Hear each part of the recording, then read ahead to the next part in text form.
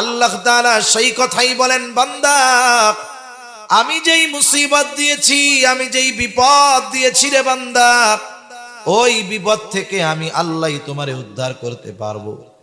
শুধু আমি বিপদটা দিয়া দেখি যে তুমি আমি আল্লাহর দিকে ফিরে আসো কিনা, সাহায্য চাও কিনা। এই জন্য আল্লাহ তাআলা 2 আয়াত আগেই বলেন, ইয়া আইয়ুহাল্লাযীনা আমানুস্তাঈনু বিস-সাবরি ওয়াস-সালাহ। আল্লাহ তাআলা বলেন, হে ঈমানদারেরা, ইস্তাঈনু বিস-সাবরি ওয়াস-সালাহ, তোমরা আমি আল্লাহর কাছে বিপদ আপদ মুসিবতে সাহায্য চাও। আল্লাহ তাআলা বলেন, হে ঈমানদারেরা, তোমরা আমি আল্লাহর কাছে সাহায্য চাও, অর্থাৎ বিপদ আপদ মুসিবতে পড়লে আমি আল্লাহর কাছে সাহায্য চাও। এখন কথা, আল্লাহ আপনার কাছে কেমনে সাহায্য চাইব?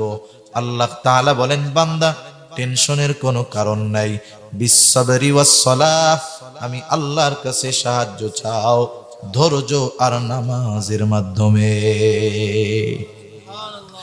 তাহলে আল্লাহ তাআলার কাছে সাহায্য চাওয়ার মাধ্যম হলো 2টা। জোরে বলেন কয়টা? 1 নাম্বার হলো ধৈর্য, 2 নাম্বার হলো নামাজ। ধৈর্য আর নামাজের মাধ্যমে আল্লাহর কাছে সাহায্য চাইতে হবে। কিন্তু আফসোসের ব্যাপার, আমরা জানি আল্লাহ বিপদ আপদ মুসিবত দেয়, কিন্তু বিপদে যখন পড়ি আল্লাহর কাছে সাহায্য না চাইয়া আমরা মানুষের কাছে দৌড়াইতে শুরু করি। আল্লাহ তাআলার কোনো কথা গুরুত্ব হওয়ার জন্য কোনো তাকিদ দরকার নাই, কিন্তু মানুষের অভ্যাস হলো শব্দের আধিক্যের কারণে অনেক সময় গুরুত্ব দেয় বেশি। আমাদের খাসলাতের কারণে, অভ্যাসের কারণে আল্লাহ বলেন, ওয়ালানাবলুওয়ান্নাকুম বিশাইইম মিনাল খাউফ। আল্লাহ রাব্বুল আলামিন বলেন, আমি অবশ্যই তোমাদের পরীক্ষা নিব মুমিন। পরীক্ষা কোন কোন বিষয়ের হবে? 1 নম্বরে আল্লাহ তাআলা বলেন, বিশাইইম মিনাল খাউফ। 1 নাম্বার, ভয় ভীতির মাধ্যমে পরীক্ষা নেওয়া হবে। এই দুনিয়ায় কোন মুমিন যদি ঈমানের উপরে অটল অবিচল থাকতে চায়, হাজারো বাধা বিপত্তি ভয় ভীতির সম্মুখীন হওয়া লাগবে কি লাগবে না? এই দুনিয়াতে ঈমানের উপরে যারা আছে, যার ঈমান যত খাঁটি, যার ঈমান যত মজবুত, তার পরীক্ষাটাও তত মজবুত। আল্লাহর নবী সাল্লাল্লাহু আলাইহি ওয়াসাল্লাম এজন্য জানায়া দেন, পরীক্ষা এমনটা হবে না ক্লাস 5 এর ছাত্রকে 8 এর পরীক্ষা নেওয়া হবে না, 8 এর ছাত্রকে ম্যাট্রিক পরীক্ষার প্রশ্ন দেওয়া হবে না, 5 এর ছাত্র যত মেধাবী হোক তাকে 5 এর পরীক্ষাই নেওয়া হবে, 8 এর ছাত্র যত মেধাবী হোক তাকে 8 এর প্রশ্নই দেওয়া হবে। এই জন্য ঈমানের ক্লাসিফিকেশন যেমন আল্লাহ তাআলা পরীক্ষা নিবেন তেমন। মনে রাখবেন, ক্লাস 1 এর ছাত্রর কাছে ক্লাস 1 এর প্রশ্নটা যেমন কঠিন, এইচএসসি পরীক্ষার ছাত্রর কাছে তার পরীক্ষার প্রশ্নটাও তেমন কঠিন।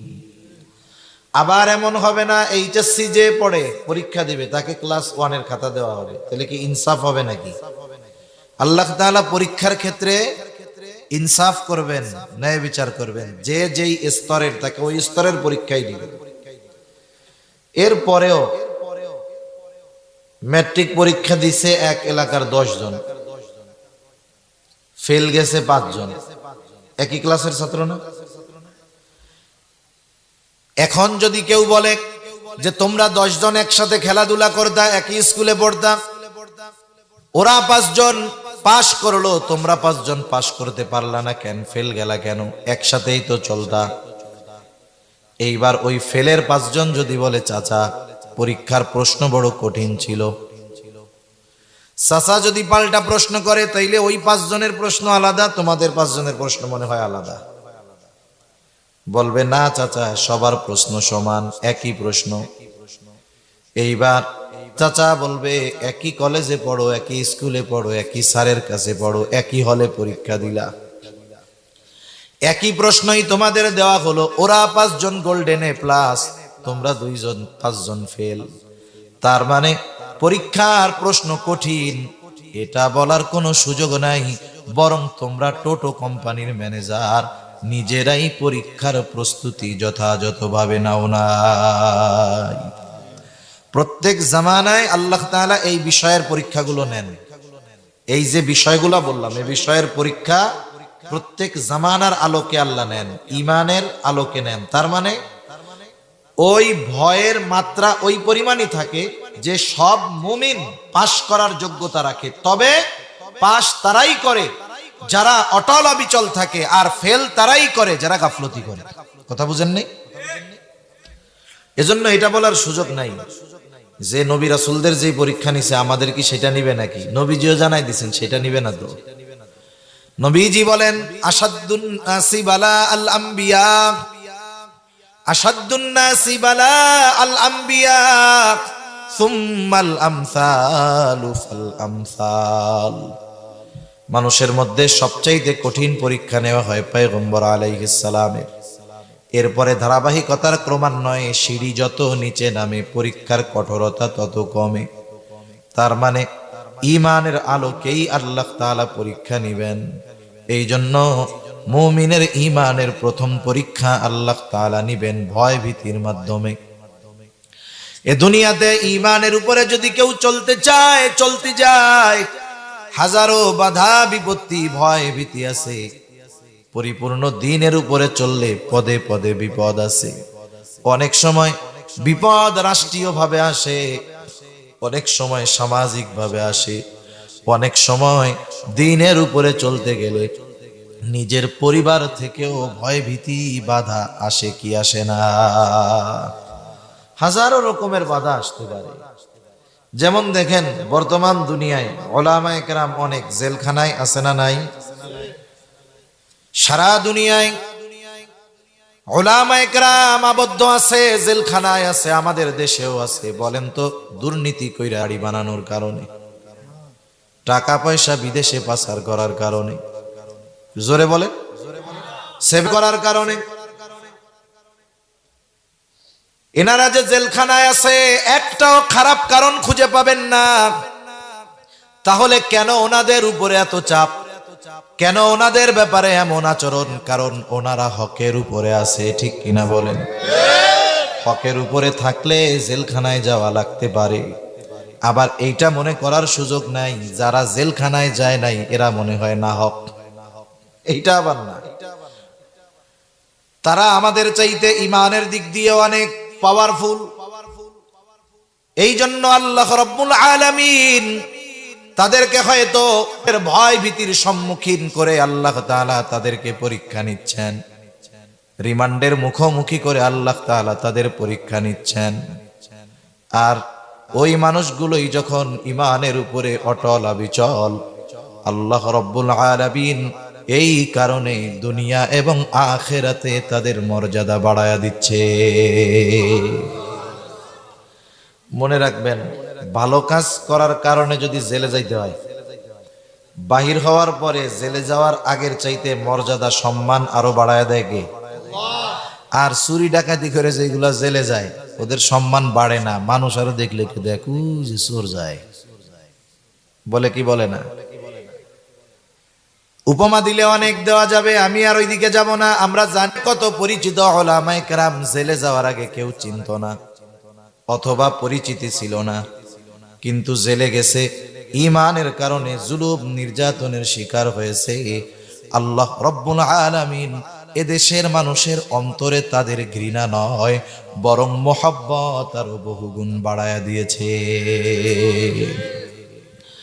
এজন্য আল্লাহ রাব্বুল আলামিন বলেন বিশাইইম মিনাল খাউফ, ভয় ভীতির মাধ্যমে মুমিনের ঈমানের পরীক্ষা নেওয়া হবে। 2 নাম্বার ওয়াল জু, অভাব দারিদ্রতার মাধ্যমে মুমিনের ঈমানের পরীক্ষা নেওয়া হবে। অনেক সময় ভালো মানুষ যদি অভাবে থাকে ও মনে করে আল্লাহ মনে হয় আমারে ভালোবাসে না। নামাজ কালাম ঠিক মতো পড়ে, হারাম হালাল বেঁচে চলে, সব ঠিক আছে, কিন্তু অভাবে আছে, ও মনে করে এত নামাজ কালাম পড়ি আল্লাহ মনে হয় ভালোবাসে না। আবার কত বেঈমান দ্বীনের উপরে চলে না, নাফরমানি করে, সম্পদ টাকা পয়সার অভাব নাই, এমন লোক দুনিয়ায় আছে না নাই? অনেকে মনে করে সৌভাগ্য হলো অনেক টাকা পয়সা হওয়া, সৌভাগ্য হলো অনেক দিন বেঁচে থাকা। তাইলে আমি আপনাদের বলি, বলেন তো কারুনের ধন সম্পদ কম ছিল নাকি? কারুন রে চিনেন? কম ছিল। কত সম্পদ ছিল কারুনের? ওর ধন ভাণ্ডারের চাবি বহন করার জন্য একদল যুবক প্রয়োজন হইত। গোডাউনের চাবি বহন করার জন্য একদল সুঠামদেহী যুবক লাগতো।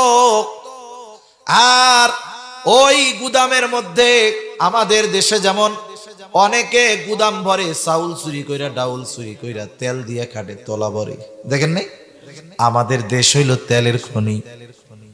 মুখ দিয়াও তেল মারে, আবার মাঝে মধ্যে খাটের তলায়ও দেখা যায় তেল পাওয়া যায়। আমরা মুখ দিয়াও তেল মারতে পারি।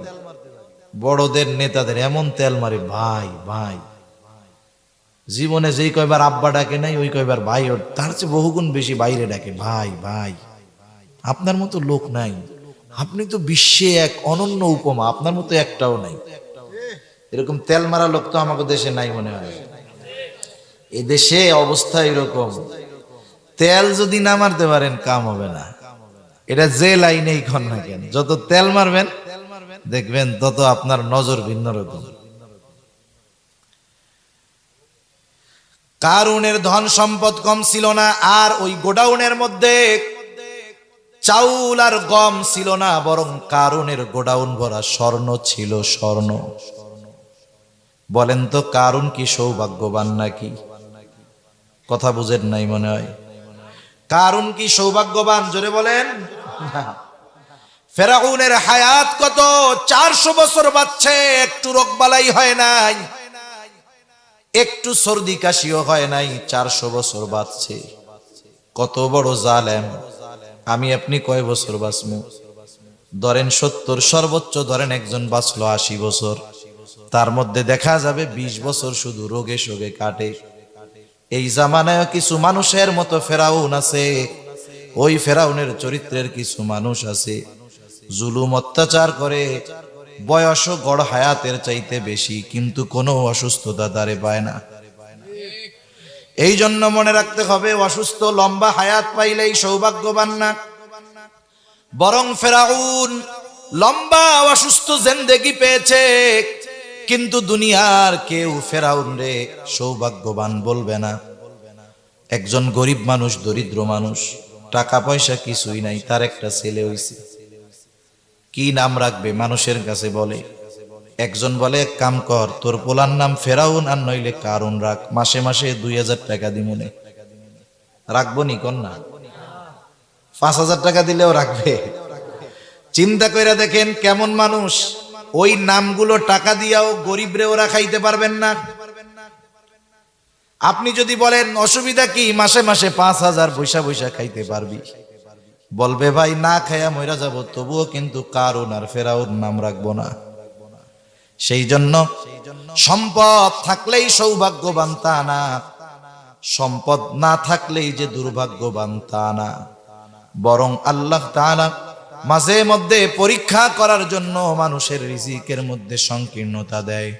আল্লাহ তাআলা বলেন, ওয়া আম্মাল ইনসানু ইযা মাবতালাহু ফাকাদারা আলাইহি রিজকাহ।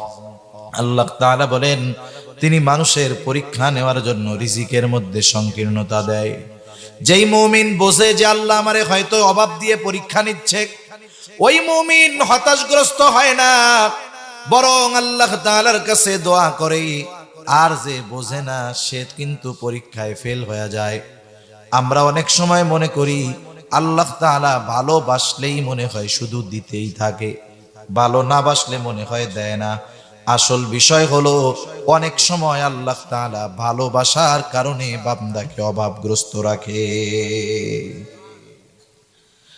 সেই জন্য আল্লাহ তাআলা বলেন, ক্ষুধা, অভাব, দারিদ্রতা দিয়ে পরীক্ষা নেওয়া হবে।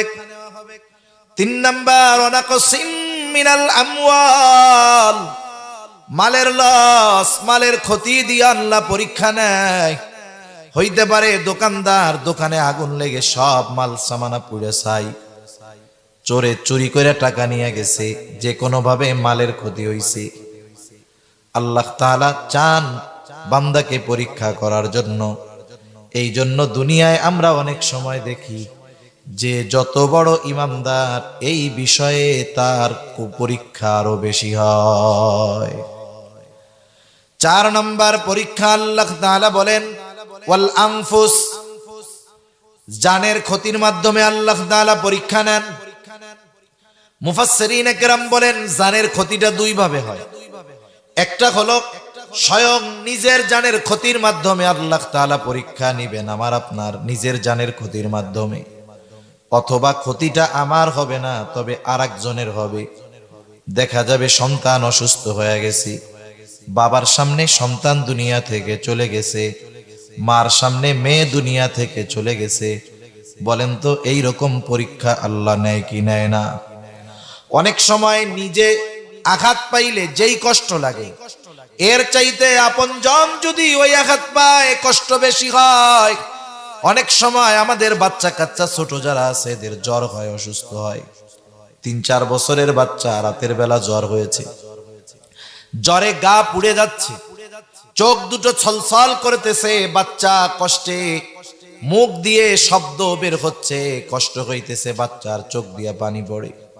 বলেন তো ওই মুহূর্তে যেই মা বাবা ওই অসুস্থ বাচ্চার পাশে বসা, যদিও বাচ্চা অসুস্থ তার কষ্ট হয়, ওই বাচ্চা অসুস্থ হয়ে যত কষ্ট হয় ওর পাশে বসে থাকা তার মা বাবার কষ্ট বেশি হয় নাকি কম হয়? এই জন্য আল্লাহ তাআলা অনেক সময় আপনজন প্রিয়জনকে মুসিবত দিয়ে পরীক্ষা নেন।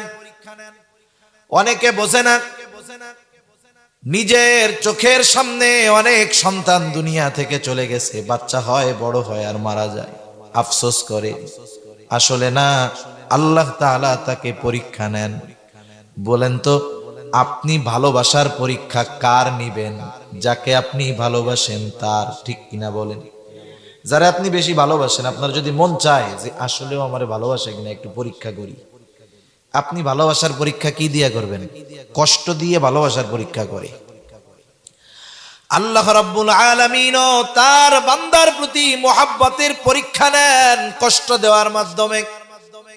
যেই মুমিন বোঝে হয়তো এই পরীক্ষাটা ভালোবাসার পরীক্ষা, হাজারো কষ্টের পর আল্লাহর প্রতি সে অসন্তুষ্ট হয় না, বরং সে সবরের সাথে এগুলা মাইনা নেয়। 5 নম্বর পরীক্ষা আল্লাহ রাব্বুল আলামিন বলেন ওয়াস-সামারাত, ফল ফসলের ক্ষতির মাধ্যমে আল্লাহ তাআলা পরীক্ষা নেয়।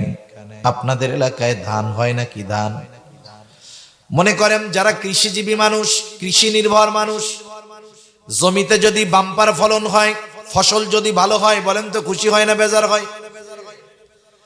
মনে করেন জমিনের ফসল পেকে গেছে, বাম্পার ফলন, লোকটা চিন্তা করতেছে আল্লাহ এইবার যেই ফসল দিছেন আশা করা যায় ফসল ঘরে তোলার পর বিক্রয় করে সব দেনা পাওনা পরিশোধ হবে, মানুষের কর্জগুলো পরিশোধ হবে, আর বাকি বছরও এর থেকে খরচ চলবে। আল্লাহর বান্দা রাতে একা একা শুয়ে চিন্তা করে আগামীকাল 10-12 জন লোক নিয়ে জমিনের ধানগুলো কেটে বাড়িতে আনবো। এইবার রাতে শুইতে গেল, হঠাৎ করে আকাশের মধ্যে মেঘ ডাকে, ঝড় শুরু হয়ে গেছে, সাথে বৃষ্টি, আবার শিলাবৃষ্টি। শিলাবৃষ্টি চিনেন তো? এখন যারা কৃষি কাজ করে এরা বুঝবে। বলেন তো পাকা ধানের উপরে যদি শিলাবৃষ্টি হয়, ধান ঘরে তোলার আর উপায় আছে নাকি? আল্লাহ তাআলা এইরকম মুসিবত দিয়ে মাঝে মধ্যে পরীক্ষা নেয়। এখন কথা হইল আল্লাহ তাআলা পরীক্ষা নেন ঠিক, কিন্তু আল্লাহ চান না তার নেওয়া পরীক্ষায় তার বান্দা ফেল যায়। স্কুলের শিক্ষক, মাদ্রাসার শিক্ষক যখন ছাত্রের পরীক্ষা নেয়, বলেন তো কোন ওস্তাদ, কোন শিক্ষক এইটা কি চায় যে পরীক্ষা নিলাম আমার ছাত্রটা ফেল যাক? চায় নাকি? বরং ছাত্র যদি ভালো ফলাফল করে, অন্যান্যদের চাইতে ভালো রেজাল্ট করে, অফিসের মধ্যে সব শিক্ষক যখন একসাথে বসে, নিজে আরো বুক ফুলায় বলে দেখছেন কি পড়ানটা পড়াইছি, সবগুলা গোল্ডেন এ প্লাস। উস্তাদ পরীক্ষা নেন ঠিক, কিন্তু চান না ছাত্র ফেল যাক। কেন? ছাত্রের প্রতি ওস্তাদের মোহাব্বত ভালোবাসার কারণে ওস্তাদ চান না যে ছাত্র ফেল যাক। আল্লাহ তাআলাও বান্দার পরীক্ষা নেয়, কিন্তু বান্দার প্রতি ভালোবাসার কারণে আল্লাহ তাআলা চায় না তার নেওয়া এই পরীক্ষায় তার বান্দা ফেল যাক। আল্লাহ পরীক্ষা নেন কিন্তু চান না আমার বান্দা ফেল যাক। এই জন্য আল্লাহ তাআলা পরীক্ষা নেওয়ার ঘোষণা দেওয়ার সাথে সাথে এটাও জানায় দেন, বান্দা পরীক্ষায় পড়লে কি করবা। কারণ এই ধরনের পরীক্ষায় পড়লে দুইটা পথ খোলা থাকে, একটা হলো আল্লাহর পথ আর একটা হলো মন গড়া পথ। আল্লাহ রাব্বুল আলামিন এই ধরনের পরীক্ষায় পড়লে কি করণীয় সেটাও আমাদের জানায় দেন। আপনারা তো বেশি কথা বলতেছেন না, মুখ দিয়ে দেখি কোনো আওয়াজ নাই। আমি একটু জিজ্ঞাসা করব, জবাব দিবেন জবান খুলে। বলেন তো, আমাদেরকে সকল প্রকার বিপদ আপদ ও মুসিবত দেন কে? আরো জোরে বলেন না কে? তাহলে বিপদ আপদ মুসিবত যদি আসে আমরা কার কাছে সাহায্য চাইব? আল্লাহ তাআলা সেই কথাই বলেন, বান্দা আমি যেই মুসিবত দিয়েছি, আমি যেই বিপদ দিয়েছি রে বান্দা, ওই বিপদ থেকে আমি আল্লাহই তোমারে উদ্ধার করতে পারবো। শুধু আমি বিপদটা দিয়া দেখি যে তুমি আমি আল্লাহর দিকে ফিরে আসো কিনা, সাহায্য চাও কিনা। এই জন্য আল্লাহ তাআলা দুই আয়াত আগেই বলেন, ইয়া আইয়ুহাল্লাযীনা আমানুস্তাঈনু বিস-সাবরি ওয়াস-সালাহ। আল্লাহ তাআলা বলেন, হে ঈমানদারেরা, ইস্তাঈনু বিস-সাবরি ওয়াস-সালাহ, তোমরা আমি আল্লাহর কাছে বিপদ আপদ মুসিবতে সাহায্য চাও। আল্লাহ তাআলা বলেন, হে ঈমানদারেরা, তোমরা আমি আল্লাহর কাছে সাহায্য চাও, অর্থাৎ বিপদ আপদ মুসিবতে পড়লে আমি আল্লাহর কাছে সাহায্য চাও। এখন কথা, আল্লাহ আপনার কাছে কেমনে সাহায্য চাইব? আল্লাহ তাআলা বলেন, বান্দা টেনশনের কোনো কারণ নাই, বিস-সাবরি ওয়াস-সালাহ, আমি আল্লাহর কাছে সাহায্য চাও ধৈর্য আর নামাজের মাধ্যমে। তাহলে আল্লাহ তাআলার কাছে সাহায্য চাওয়ার মাধ্যম হলো দুইটা। জোরে বলেন কয়টা? এক নাম্বার হলো ধৈর্য, দুই নাম্বার হলো নামাজ। ধৈর্য আর নামাজের মাধ্যমে আল্লাহর কাছে সাহায্য চাইতে হবে। কিন্তু আফসোসের ব্যাপার, আমরা জানি আল্লাহ বিপদ আপদ মুসিবত দেয়, কিন্তু বিপদে যখন পড়ি আল্লাহর কাছে সাহায্য না চাইয়া আমরা মানুষের কাছে দৌড়াইতে শুরু করি। আল্লাহ তাআলা এটাই দেখেন যে সে আমার দিকে আসে নাকি অন্য কোনো দিকে যায়। আমাদের দেশে কিছু মানুষ আছে, আমাদের দেশ সহ দেশের বড় এক ব্যবসা আছে, এই ব্যবসার নাম হইল মাজার ব্যবসা। অনেক জায়গায় আছে বাপ কোনো মধ্যে একটু ইটি ছিল, এখন ওই বাপের পোলা যদি প্রস্রাব কইরা পানিও না নেয় ওইটাও পিরসাব হয়ে যায়, ওইটাও মরলে একটা মাজার হয়। আর আমাদের দেশের কিছু বলদ আছে, বলদ এইগুলাও বুঝে না সুঝে না, দিন সম্পর্কে জানে না, ওই সব জায়গায় গিয়া এরকম চাওয়া শুরু করে। অনেক সময় এমন হয়, মনে করেন এক লোক বিপদে পড়ছে, তার বাড়িতে এসে একজন খবর দিছে তোমার স্বামী তো অ্যাক্সিডেন্ট করছে। কাজটা কি করার দরকার ছিল? আল্লাহর কাছে বলার দরকার, আল্লাহ আপনি মুসিবত থেকে বাঁচান। সে কি করে? বলে, আল্লাহ কি বিপদ দিলেন, যদি বিপদ থেকে উদ্ধার করেন তাইলে অমুক ওরসের সময় 2টা খাসি দিমুনে। এখন কোন বিপদ আপদ দেয় কে? ওটা কিন্তু বলছে আল্লাহ কি বিপদ দিলেন, এটাও বিশ্বাস করে, এটাও বিশ্বাস করে যে আল্লাহ আপনি বিপদ আপদ থেকে বাঁচান। বললো যে আল্লাহ এই বিপদ থেকে বাঁচাইলে 2টা খাসি দিমু। তাইলে বিপদ দেয় আল্লাহ, বাঁচায় আল্লাহ, খাসি খাওয়ায় বাবারে। এই কাজটা কি ঠিক হইল? কোন আল্লাহ কি খাসি খুশি খাইতে চাইছে?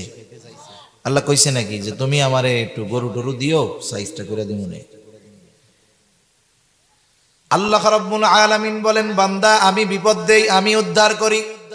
এই জন্য বিপদে পড়লে আমার কাছে সাহায্য চাও, খাসিও লাগবে না, গরুও লাগবে না। সাহায্য কেমনে চাইবা? আল্লাহ তাআলা বলেন, বিস-সাবরি ওয়াস-সালাহ, ধৈর্য আর নামাজের মাধ্যমে। ধৈর্য কাকে বলে? বিপদে পড়ছি চুপ কইরা বইসা থাকলেই সেটা ধৈর্য না। হাত কেটে গেছে, এটা একটা মুসিবত।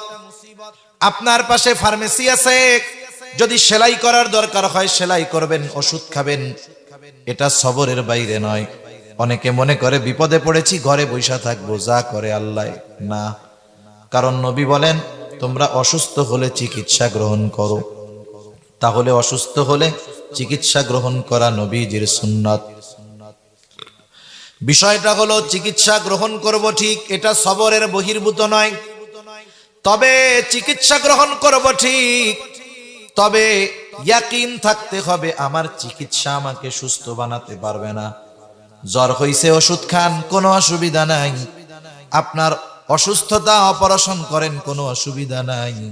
কিন্তু ইয়াকিন হবে আমার ওষুধ আমার অসুবিধা দূর করতে পারবে না, আমার অপারেশন আমার অসুবিধা দূর করতে পারবে না। বরং আল্লাহ যদি চান তাহলে ওষুধে আমার রোগটা দূর হবে। মাঝে মধ্যে দেখেন আমরা অনেক সময় বলি না যে চাচা একটু দোয়া কইরেন, আমার মা অসুস্থ, অমুক দিন অপারেশন হবে, দোয়া কইরেন আল্লাহ জানি অপারেশনটা সাকসেসফুল করে। মায়ের অপারেশন চলতেছে, অপারেশন থিয়েটারের মধ্যে আছে, ফোন দিয়া অনেকে আপনার আমার কাছে দোয়া চায়। বলেন তো অপারেশন থিয়েটারের মধ্যে অপারেশন তো ডাক্তার করে নাকি অন্য কেউ? অপারেশন করে ডাক্তার, কিন্তু দুনিয়ার কেউ দোয়া চায় না যে চাচা দোয়া কইরেন ডাক্তার যেন অপারেশনটারে সাকসেসফুল করে। এইখানেই সবর এর কম্বিনেশন। মানুষ চিকিৎসা গ্রহণ করবে কিন্তু ভরসা করবে আল্লাহর উপর।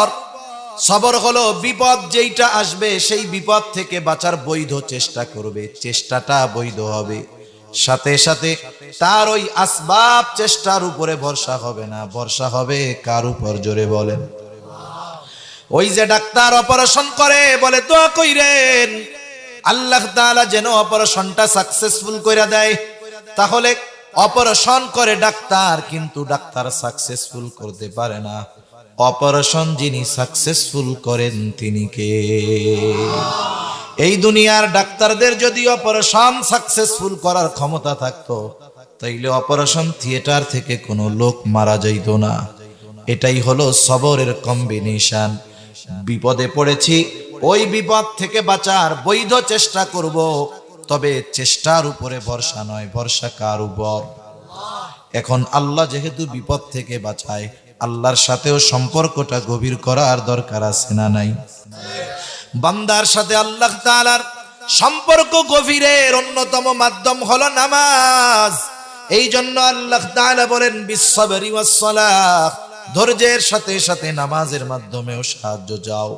নামাজ হলো এমন এক ইবাদত যার মাধ্যমে বান্দা আল্লাহর সাথে সরাসরি কথাবার্তায় লিপ্ত হয়। সুবহানাল্লাহ বলেন। এই জন্য তাকবীরে তাহরিমা নামাজের শুরুতে যখন আল্লাহু আকবার বইলা দুই হাতটা বাঁধে, বলেন তো এরপরে যদি এই দুনিয়ার শ্রেষ্ঠ বুজুর্গ আইসা আমারে যদি সালাম দেয় আসসালামু আলাইকুম, জবাব দেওয়ার সুযোগ আছে নাকি? আমিও যদি দেখি চিন্তা করলাম বড় হুজুর হইছে, নামাজটা ছাইড়া দিয়ে একটু সালাম দেই, সুযোগ আছে নাকি?